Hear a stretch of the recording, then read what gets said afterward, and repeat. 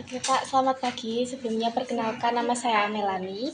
Saya mahasiswa psikologi dari Universitas Mercubuana Jogja.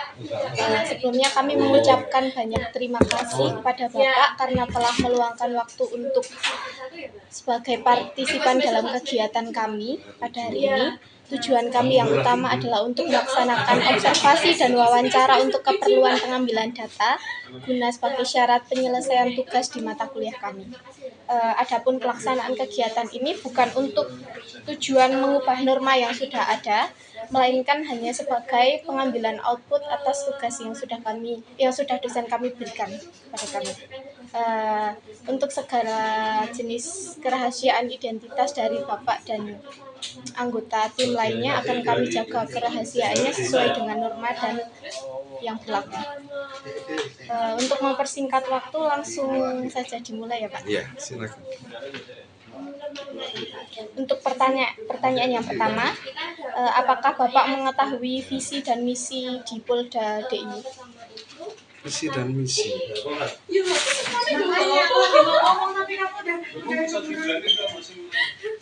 Kalau visi dan misi apa ya Polda DIY visi misi? Nah, Harkatipmas. Bapak paham apa? Ya, saya secara global saya tahu lah bahwa Harkatipmas tentunya. Baik. Untuk pertanyaan kedua, apakah Bapak mengetahui tujuan utama dari Polda DIY? Tujuan Polda? Kok tujuan Polda? Tujuan adanya Polda. Pertanyaannya salah. Tujuan Polda DIY itu maksudnya kenapa dibentuk Polda gitu? Iya, seperti itu Pak. Iya. Gitu ya? Iya. Tujuan didirikannya Polda. Nah, jadi gini, struktur organisasi Polri itu kan ada Mabes Polri, ya toh? Ini di tingkat pusat namanya Mabes Polri. Kalau di tingkat provinsi namanya Polda. Kalau di tingkat kabupaten namanya Polres atau Polresta. Ya toh? Di kecamatan namanya Polsek. Ya enggak? Nah, tentunya tujuan kenapa dibentuk Polda, dibentuk Polres, dibentuk Polsek, dibentuk Mabes, punya sebuah tujuan. Kan tugas utama Polri sebagaimana Undang-Undang Nomor 2 Tahun 2021 Pasal 13 bahwa Harkatipmas tujuannya pemeliharaan keterlibatan masyarakat, penegakan hukum, perlindungan, pengayoman, kan gitu kan. Nah, tentunya bila mana ini dibentuk tidak tahapan tadi, misalnya ada Polres, ada Polsek, ada Polda, ada Mabes Polri, bagaimana koordinasinya? Maka ini sebenarnya hanya untuk memudahkan mengkoordinasikan masing-masing wilayah. Ada sebuah instansi polisi, ya, baik itu di tingkat Polsek itu ada di kecamatan, Polres di kabupaten, secara berjenjang kan. Terus ada Polda di tingkat provinsi. Maka dibentuklah sistematis atau struktur yang secara berjenjang karena tadi untuk memelihara keamanan dan ketertiban masyarakat. Itu. Maka di setiap provinsi pasti ada namanya Polda. Di setiap kabupaten kota pasti ada Polres atau Polresta. Berarti secara garis besarnya tujuannya sama aja ya Pak? Ya, iya. Sesuai pasal yang sudah disebutkan.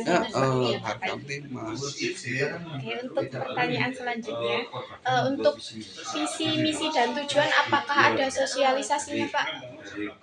Untuk setiap unit-unit kerja.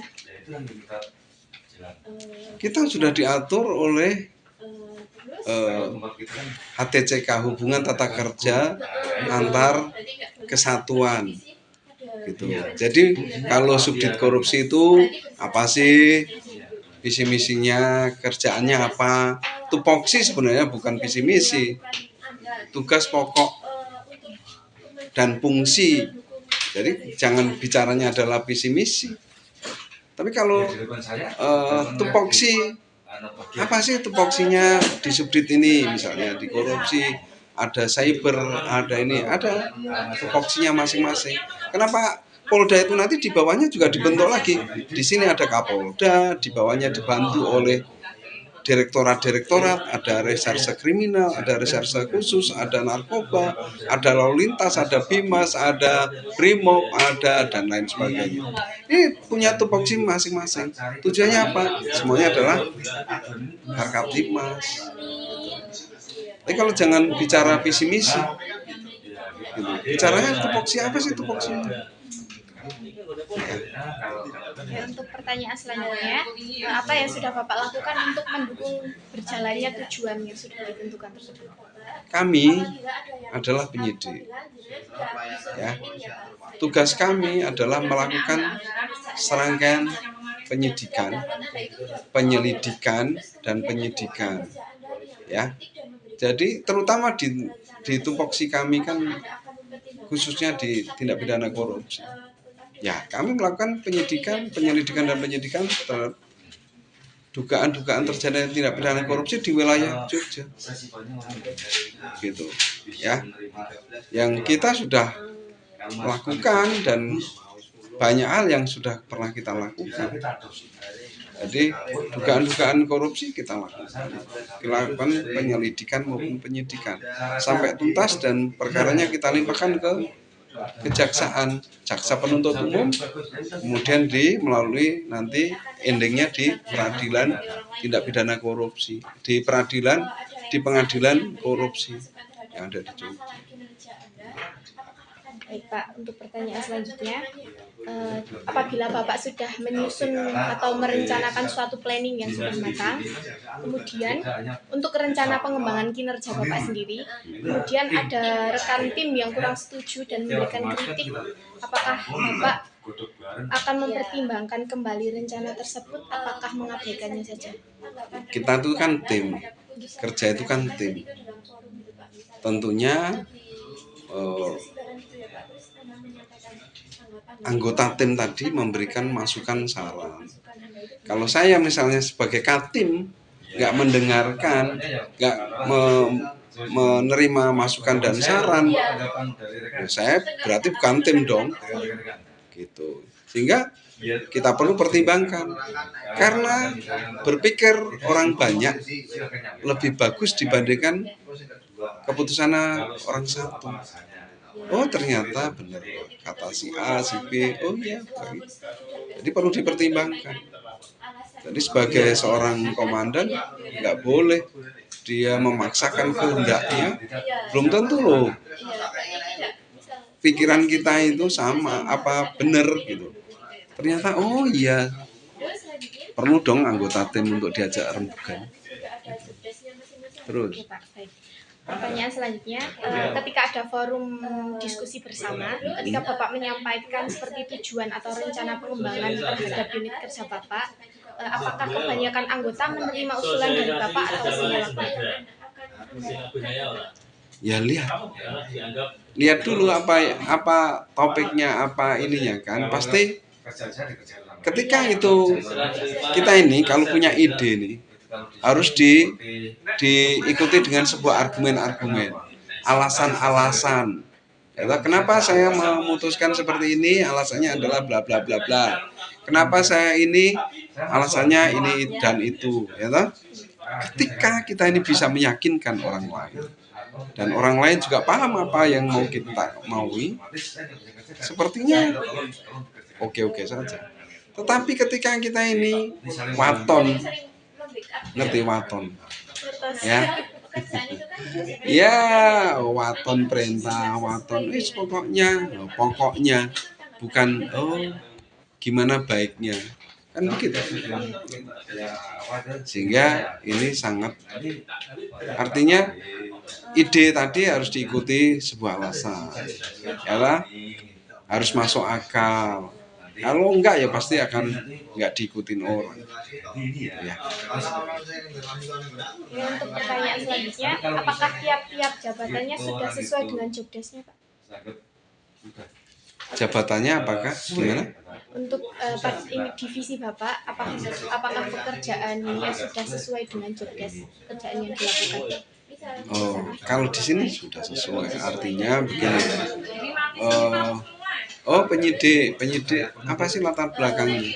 Penyidik kalau mau ditempatkan di sini kan harus tahu latar belakang. Kalau tiba-tiba nggak punya latar belakangnya reserse gitu, atau ditempatkan, yo kan nggak bisa kerja dia. Maka penempatannya harus sesuai dengan latar belakang. Gitu. Saya pikir sudah sesuai. Untuk pertanyaan selanjutnya, misalnya ada sesuatu yang berhubungan dengan pekerjaan Anda, kemudian dikerjakan oleh orang lain, apakah tanggapan Bapak? Sepanjang itu memang dalam sebuah satu lingkup subdit misalnya, nah pekerjaan saya ditangani oleh orang lain yang bukan masuk, kapasitasnya apa? Ya, perlu dipertanyakan dong. Misalnya nih pekerjaan penyelidikan kasus korupsi ditangani oleh atau dilakukan penyelidikan oleh Direktorat Reserse Kriminal Umum, ya dipertanyakan dong. Kan dia nggak punya kapasitas, walaupun sama-sama polisi. Kita dong yang punya kapasitas, yang punya kewenangan, yang punya tupoksi. Berarti tidak bisa sembarangan gitu ya pekerjaannya di backing sama divisi lain. Ya, karena kita sudah dibatasi tadi wilayah kewenangan masing-masing sesuai tupoksinya juga. Pertanyaan yang selanjutnya, apa yang dilakukan oleh Bapak untuk mengatur kelancaran penyelesaian pekerjaan Bapak? Kita tugas itu kita bagi habis, ya. Siapa melakukan apa, ya, siapa melakukan apa, kita bagi habis. Siapa melakukan apa dan harus lapor ke siapa. Selesai. Jangan diserahkan satu orang. Ya enggak? Kita ini kan tim. Siapa melakukan apa supaya pekerjaan itu jadi ringan. Semuanya clear. Gitu. Ya. Baik, pertanyaan selanjutnya, Bapak sebagai pimpinan, bagaimana proses Bapak menyampaikan tugas untuk tiap anggota divisi? Apakah langsung disampaikan atau melalui orang lain? Ya langsung dong kita kumpulkan. Ini ada pekerjaan seperti ini. Langkah kita bla bla bla bla. Siapa yang bikin administrasi? Nanti siapa? Ini harus dimintain keterangan arahnya sini sini sini. Siapa yang mau meriksa ini, dibuat panggilan, diatur waktunya, harus begitu. Rengiatnya harus jelas. Lalu Bapak sebagai pimpinan, bagaimana cara Bapak untuk memantau sejauh mana progres pekerjaan pada tiap anggota? Ya, mereka diberikan kewajiban untuk lapor. Ya, setiap perkembangan sampai kemana nih? Hasil pemeriksaannya kayak apa nih? Si ini datang nggak nih? Yang kemarin dipanggil datang enggak nih? Kan dia punya kewajiban lapor. Maka ketika dikasih beban pekerjaan, kewajibannya lapor.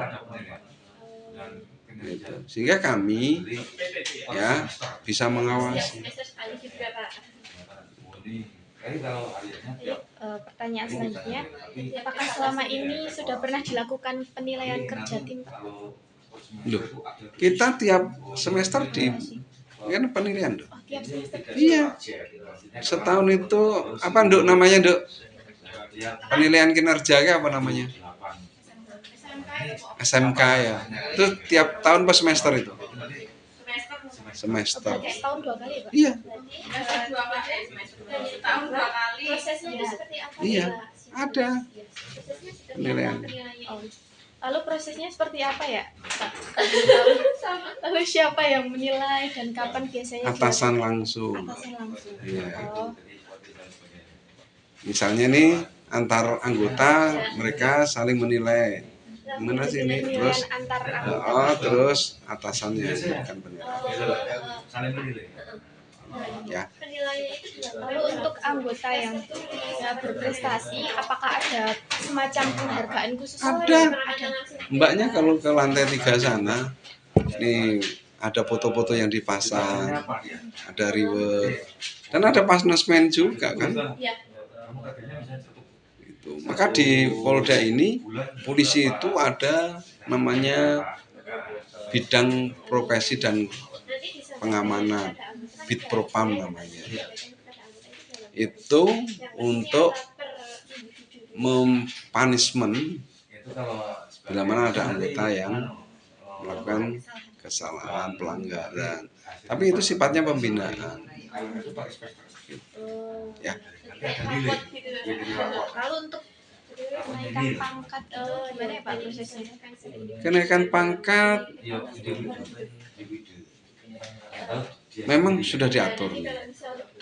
Misalnya ada yang 4 tahunan, ada yang 5 tahun, ada yang 6 tahun, dan lain sebagainya.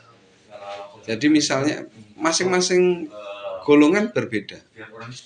Misalnya dari IPDA ke IPTU itu 4 tahun, IPTU ke AKP 4 tahun. Tapi ada yang Bribda, yang Bintara itu ke Bribtu, Bengkok 2 itu 6 tahun. Dia bisa maju ketika ada misalnya dia sarjana, maju 1 tahun dari 4 tahun, atau dia punya kejuruan maju 1 tahun, kayak gitu. Itu sudah diatur sedemikian rupa tentang kenaikan pangkat ini oleh SDM dan oleh sistem itu sudah kelihatan gitu. Tetapi naik pangkat itu tidak secara otomatis langsung naik pangkat. Ya, ternyata dia ada punishment, kan bisa ditunda.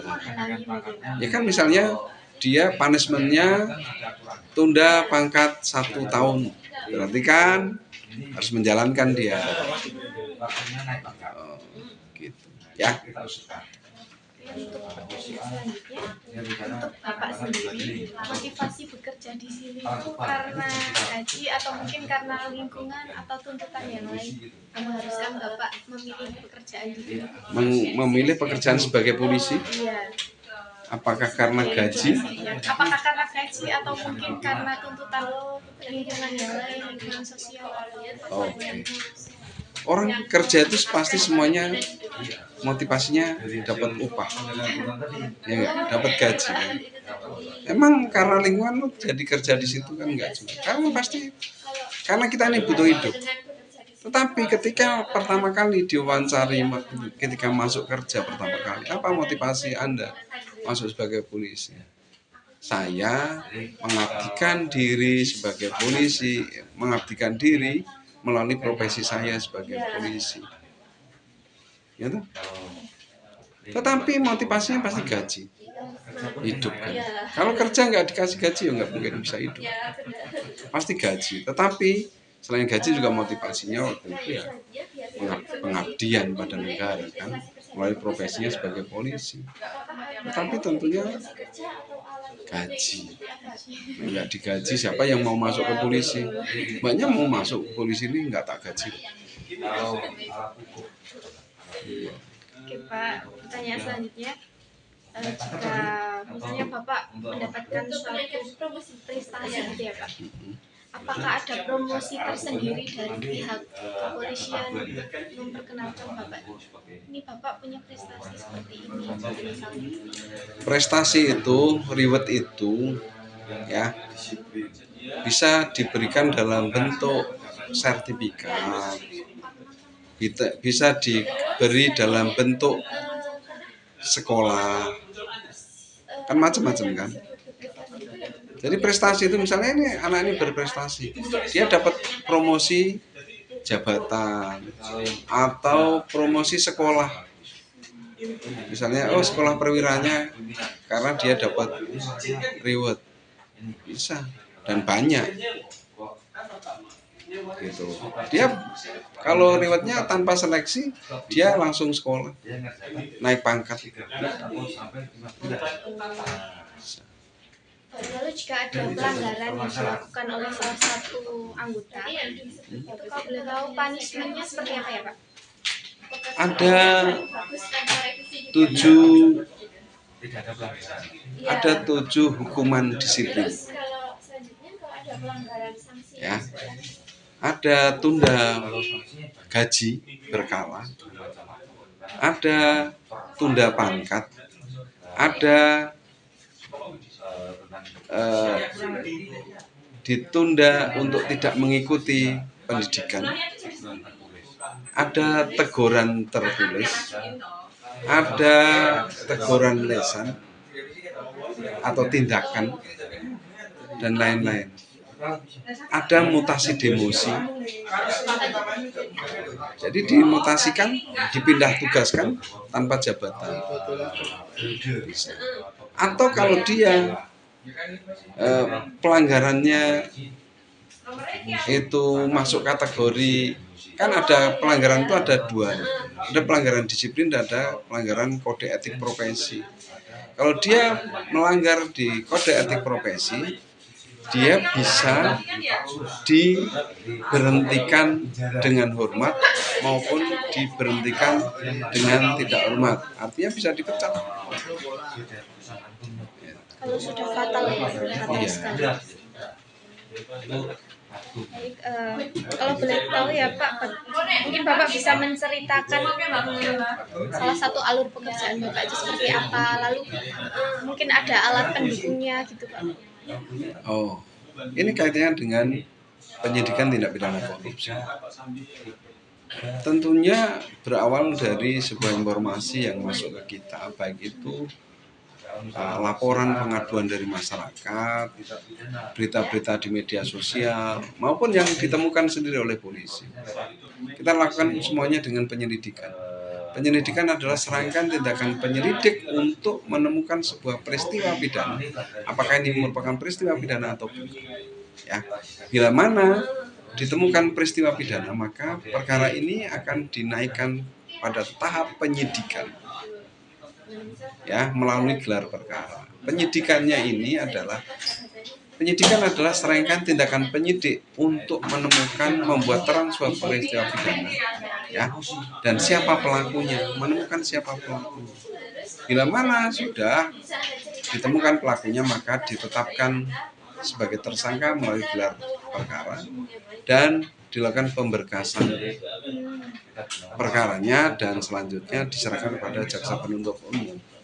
Nah, apa pendukung kelancaran terhadap pekerjaan kami?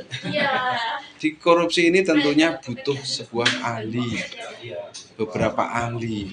Ada ahli auditor, ya, perhitungan kerugian negara, ahli audit, ya toh. Itu bisa melalui APIP. APIP itu siapa? APIP itu bisa Inspektorat Kabupaten, Kota, Inspektorat Provinsi, bisa BPKP, bisa BPK, ya, yang membantu kita dalam proses penyelidikan maupun penyidikan. Dan juga kita harus didukung seorang ahli keuangan negara, ahli TPPU, ahli konstruksi, dan lain sebagainya. Ini dalam rangka semuanya membantu penyidik. Maka penyidik itu sebenarnya tidak harus pintar, karena butuh ahli pidana, dia ambil ahli pidana dari akademisi. Butuh ahli keuangan negara, kita undang siapa untuk menyatakan bahwa ini adalah keuangan negara. Ahli TPPU apakah ini, dan lain sebagainya. Jadi semuanya didukung. Berarti ada keikutsertaan pihak eksternal ya Pak? Betul, termasuk dari psikologi, psikiater, Forensik, apakah ini orang ini kemampuannya terganggu atau dan lain sebagainya, kan perlu kita undang. Termasuk ahli bahasa, misalnya menerjemahkan sebuah kalimat ini, apakah ini kalimat yang mencemarkan nama baik atau dan lain sebagainya, kan butuh. Kan polisi tinggal minta aja, disiapkan oleh negara, dibiayai oleh negara.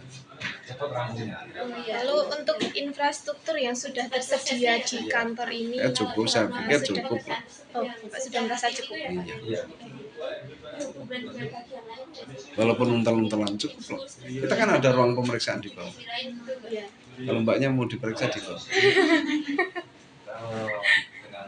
Oke Pak, untuk pertanyaan selanjutnya. Banyak banget. Sedikit lagi Pak, separuh lagi. Ya. Pembagian kerjanya itu seperti apa ya Pak? Dalam Pembagian tiap tim? kan tadi kita HTCK, hubungan tata cara kerja dalam sebuah instansi itu sudah diatur. Ya. Misalnya tadi Polda itu di bawahnya Kapolda itu ada sebuah direktorat, ada biro-biro, ada bidang-bidang. Kan sudah diatur. Tupoksinya sudah sangat jelas di sana. Di bawah Kapolda itu misalnya ini ada Direktorat Reserse Kriminal Khusus. Sudah sangat jelas di situ apa tupoksinya.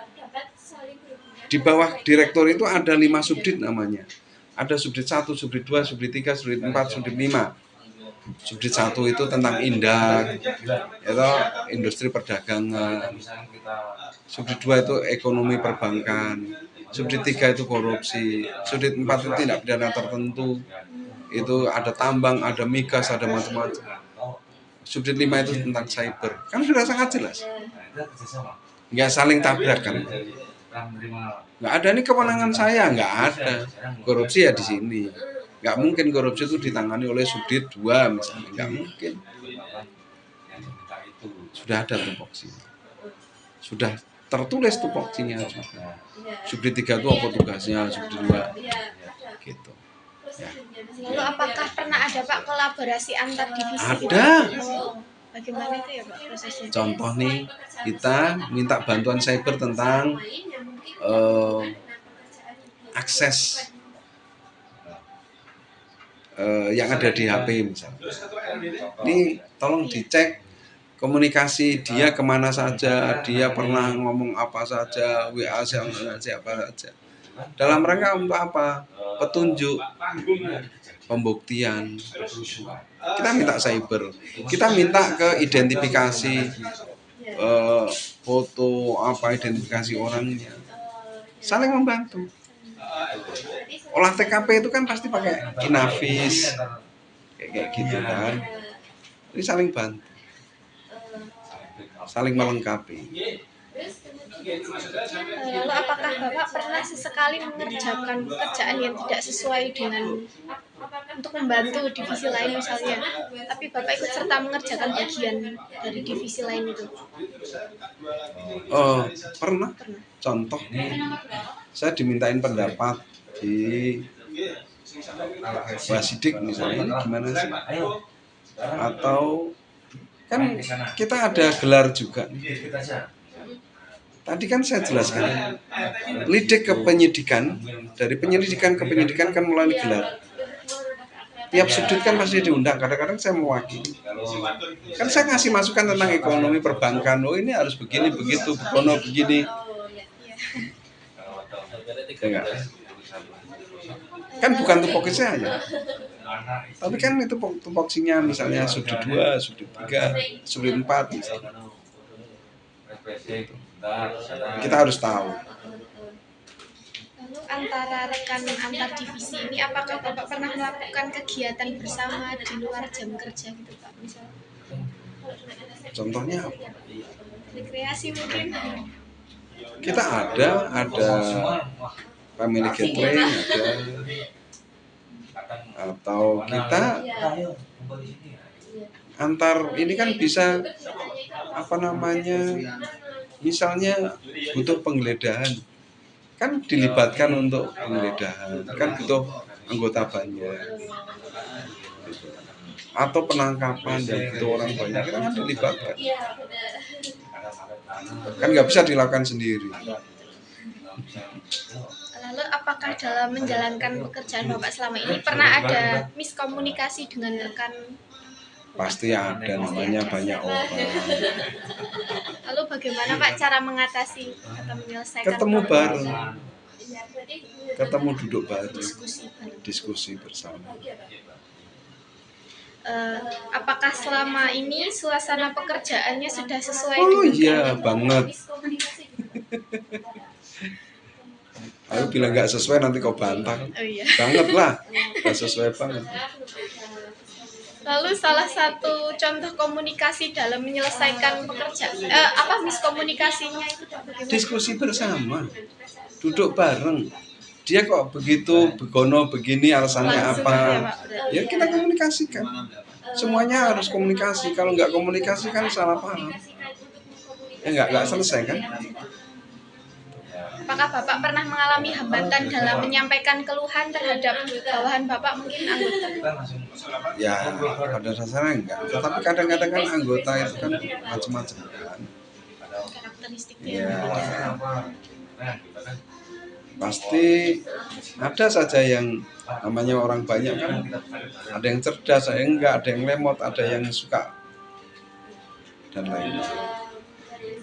Itu dinamika pekerjaan, dinamika tim juga kan biasa. Nggak ada sebuah tim itu pasti ada yang macam-macam lah, yang aneh-aneh. Kalau yang nggak aneh-aneh Pak Karno ini nggak aneh-aneh.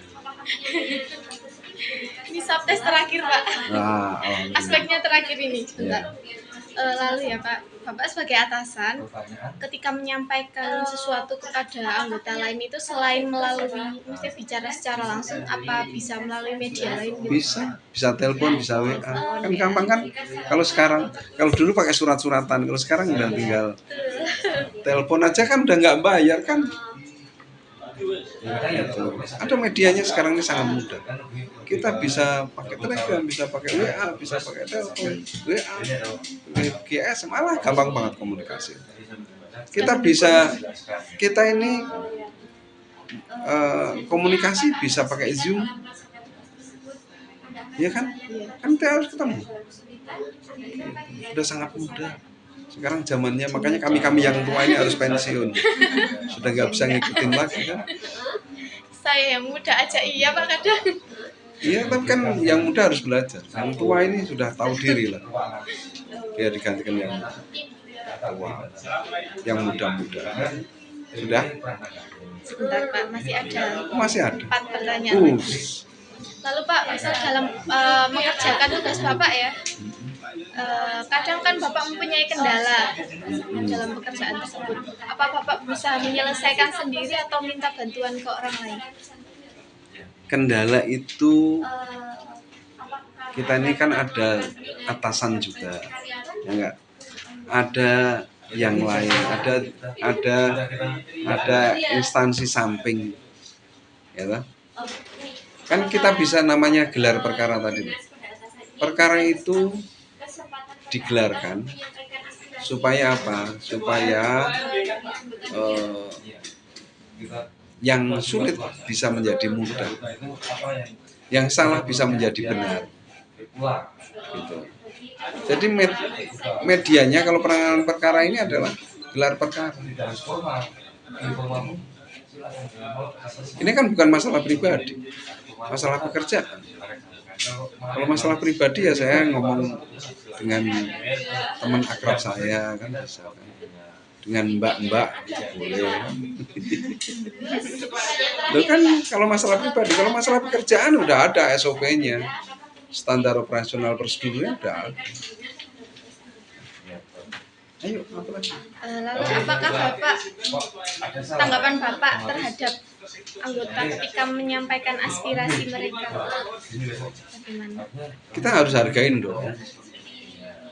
Kan dia berani berpendapat saja udah lumayan luar biasa kan. Coba kalau kita diskusi mereka nggak ngasih argumen atau nggak ngasih tanggapan atau nggak ngasih usulan, bukan diskusi dong. Ya nggak, perintah itu malah. Oke, ini terakhir Pak.